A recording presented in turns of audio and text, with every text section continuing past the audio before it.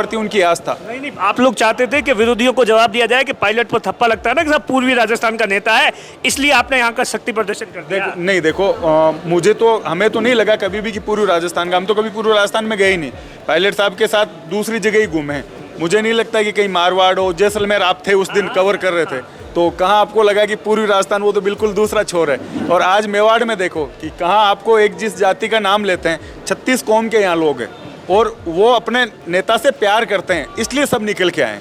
तो इतना देखो, पहले नेता एक टैची, और जब वो 50 साल का हो जाता था, 20 साल अपने नेता के पीछे घूमता था, तब जाकर उसको कोई पंचायत समिति, जिला परिषद की टिकटें मिलती थी। सचिन पायलट जी हैं जिन्होंने तब से आए हैं, तब से आप देख रहे हो 25 साल, 26 साल, 27 साल, 28 साल के नौजवान साथी MP और MLA चुनाव लड़ रहे हैं। अनिल जी, आप बताते हैं। देखिए, पायलट साहब की और उनके परिवार की, जहाँ से मैंने चुनाव लड़ा, वो काफ़ी पुरानी सीट थी।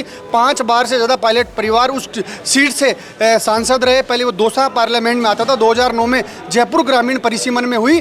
पायलट साहब का एक दिल से लगाव था जयपुर ग्रामीण के प्रति, लेकिन पायलट साहब ने चुनाव के अंदर जितनी मेहनत करी, ईमानदारी से मेरा साथ दिया, और पायलट साहब ने मुख्य धारा में आकर इस चुनाव को लड़ने का काम किया। जनता ने अनिल चोपड़ा को कमी कहाँ रह गई थी? बिल्कुल कोई कमी नहीं रही। पहले जनता ने मुझे चुनाव जिताने का काम किया, लेकिन प्रशासन ने और सरकार ने षड्यंत्र तहत उस परिणाम को दबाने का काम किया। नमस्कार साथियों, हम लगातार सावरिया सेठ के अंदर हैं और सुबह से आपको सचिन पायलट के जन्मदिन से जुड़े पल पल के अपडेट बता रहे हैं। हमारे साथ में इस वक्त सचिन पायलट की जो एक युवा टीम है, जो कि लगातार पिछले 3, 4, 5, 10 दिनों से यहाँ पर थी, उनसे हम बातचीत करेंगे और सचिन पायलट के बारे में भी जानने की कोशिश करेंगे। सर, इस बार जयपुर या टॉक की जगह मेवाड़ चुना है, ऐसा क्यों? देखिए, 2 कारण हैं। एक तो मेवाड़ की आस्था का केंद्र भी है सांवरिया सेठ, और पूरे हिंदुस्तान के अंदर आज सांवरिया सेठ पुजारे हैं। और दूसरा, मेवाड़ के अंदर कांग्रेस बहुत कमज़ोर थी, तो पायलट साहब के आने से हर व्यक्ति इस बात को कह रहा है मन से कि भाई सचिन पायलट जी के यहाँ पर आने से, भगवान के दर्शन करने से, और आज लाखों आदमी यहाँ पर इकट्ठे हुए हैं, मेवाड़ के अंदर कांग्रेस मजबूत होगी और आज आने वाले समय में राजस्थान की जो सरकार बनेगी उसके अंदर मेवाड़ का योगदान बढ़ेगा। नहीं, विरोधी तो ये कहते हैं कि वहाँ ऐसा बताया जाता है कि साहब वो पूर्वी राजस्थान के नेता है, इसलिए आप लोग यहाँ पर इस तरीके से एक मैसेज देने की कोशिश कर रहे हैं। सचिन पायलट जी ना पूर्वी राजस्थान के नेता है, ना पश्चिमी राजस्थान के नेता है। सचिन पायलट लोगों के दिलों के नेता है। आज लोगों के हृदय सम्राट के नाम से सचिन पायलट को लोग जानते हैं। लोग गरीबों के, किसानों के, मजदूर के, पूरे राजस्थान के और पूरे हिंदुस्तान के अंदर कांग्रेस के चेहरे हैं पायलट साहब। पायलट का जन्मदिन है, एक कौन सी बात पायलट की जो आपको सबसे अच्छी लगती है?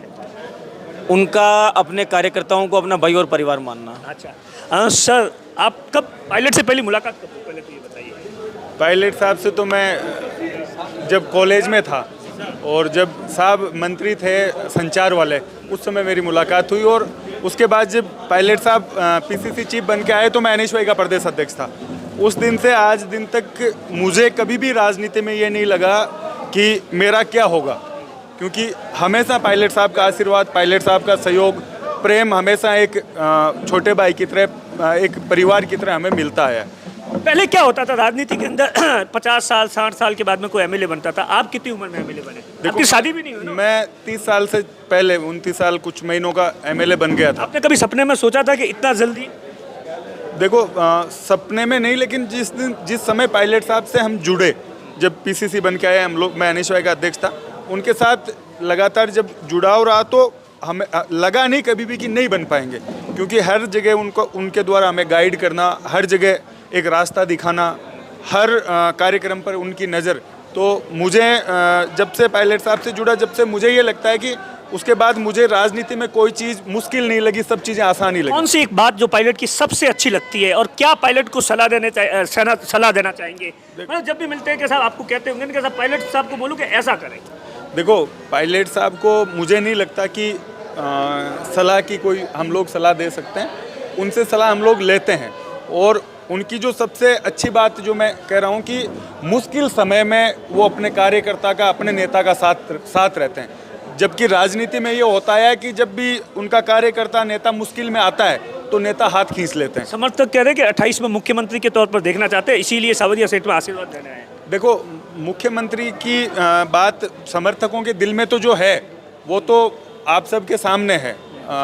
18 का जब चुनाव हुआ उस समय भी उनके नेतृत्व हम लड़े, पूरे प्रदेश में सब लोग घूमे, तो उस समय भी उन्हीं के नाम पे वोट मिले। पार्टी ने जो फैसला किया वो आगे की बात है। तो समर्थकों का तो मन में है क्योंकि वो बाकी है, लेकिन पायलट साहब का यहाँ जन्मदिन मनाने का मुख्य वजह ये था कि मेवाड़ से उनका लगाव, कार्यकर्ताओं से लगाव, सांवलिया सेठ के प्रति उनकी आस्था। नहीं, आप लोग चाहते थे कि विरोधियों को जवाब दिया जाए कि पायलट पर थप्पा लगता है ना कि सब पूर्वी राजस्थान का नेता है, इसलिए आपने यहाँ का शक्ति प्रदर्शन कर दिया। नहीं देखो, मुझे तो, हमें तो नहीं लगा कभी भी कि पूर्वी राजस्थान का, हम तो कभी पूर्वी राजस्थान में गए ही नहीं। पायलट साहब के साथ दूसरी जगह ही घूमे हैं। मुझे नहीं लगता कि कहीं मारवाड़ हो, जैसलमेर आप थे उस दिन, कवर कर रहे थे, तो कहाँ आपको लगा कि पूर्वी राजस्थान, वो तो बिल्कुल दूसरा छोर है। और आज मेवाड़ में देखो कि कहाँ आपको एक जिस जाति का नाम लेते हैं, 36 कौम के यहाँ लोग हैं और वो अपने नेता से प्यार करते हैं, इसलिए सब निकल के आए। तो इतना लंबे समय तक 28 की शुरुआत है। नहीं, 28 की शुरुआत क्यों, 28 की भी है, आगे की भी है।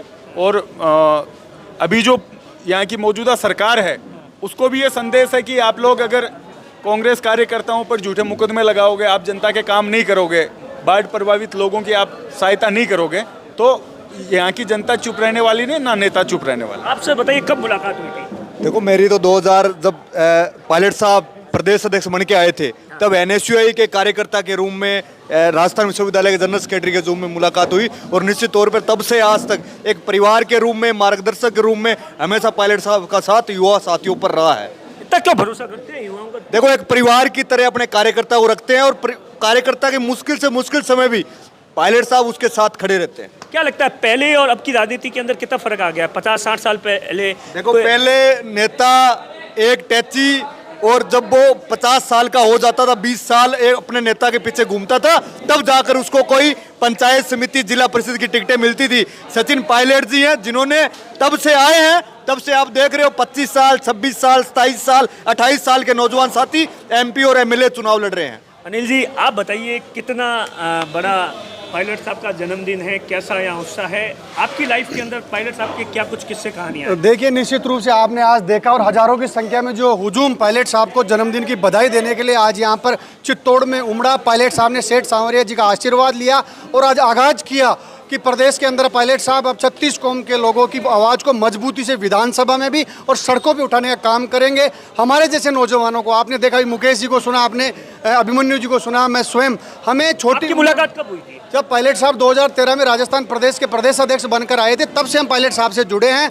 उन्हें अपना नेता स्वीकार करने का काम किया और हमारे जैसे गैर राजनीतिक परिवारों के बच्चों को उन्होंने प्रथम पंक्ति में बैठाने का काम किया। विधानसभा का टिकट दिया, लोकसभा का टिकट दिया, जो हम कभी सोच नहीं सकते थे। पायलट साहब को गुस्सा आता है? क्योंकि मैं देखता हूँ कि कोई बड़े नेता कुछ भी कह देते, लेकिन पायलट साहब की जो बाइट देना या तमाम चीज़ों को लेकर साफ सुथरा बोलते। देखिए, पायलट साहब संयम से राजनीति करते हैं और संयम से राजनीति करने का हमें हमेशा वो ये भी कहते हैं कि आप भी संयम से राजनीति करें, लेकिन लोगों की जन सेवा करो, मेहनत करो, लगन से, ईमानदारी से आगे बढ़ो, लेकिन संयम तरीके से राजनीति के अंदर आगे बढ़ो और लोगों का आशीर्वाद लो, लोगों की सेवा करो। आपको कौन सी बात अच्छी लगती है पायलट की? सबसे अच्छी बात, एक बात। पायलट साहब नौजवानों को मौका देते हैं, नौजवानों की हर बात को वो उठाने का प्रयास करते हैं, नौजवानों की बात को बड़े ध्यान से सुनते हैं और उस पर अमल करते हैं। लोकसभा का जो चुनाव हुआ था, रिजल्ट आया था, उस वक्त मैं देख रहा था, उसके बाद में अभी तक लगातार वो आपको लेकर काफ़ी चिंतित है। देखिए, पायलट साहब की और उनके परिवार की, जहाँ से मैंने चुनाव लड़ा, वो काफ़ी पुरानी सीट थी। 5 बार से ज़्यादा पायलट परिवार उस सीट से सांसद रहे। पहले वो दौसा पार्लियामेंट में आता था, 2009 में जयपुर ग्रामीण परिसीमन में हुई। पायलट साहब का एक दिल से लगाव था जयपुर ग्रामीण के प्रति, लेकिन पायलट साहब ने चुनाव के अंदर जितनी मेहनत करी, ईमानदारी से मेरा साथ दिया और पायलट साहब ने मुख्य धारा में आकर इस चुनाव को लड़ने का काम किया। जनता ने अनिल चोपड़ा को कमी कहाँ रह गई थी? बिल्कुल कोई कमी नहीं रही। पहले जनता ने मुझे चुनाव जिताने का काम किया, लेकिन प्रशासन ने और सरकार ने षड्यंत्र तय कुछ परिणाम को दबाने का काम किया। लेकिन न्यायालय से हम सबको विश्वास है, परिणाम आएगा और जनता का जनादेश का सम्मान होगा। इससे पहले आपने जयपुर के अंदर जन्मदिन मनाया होगा और यहाँ क्या फर्क देखा?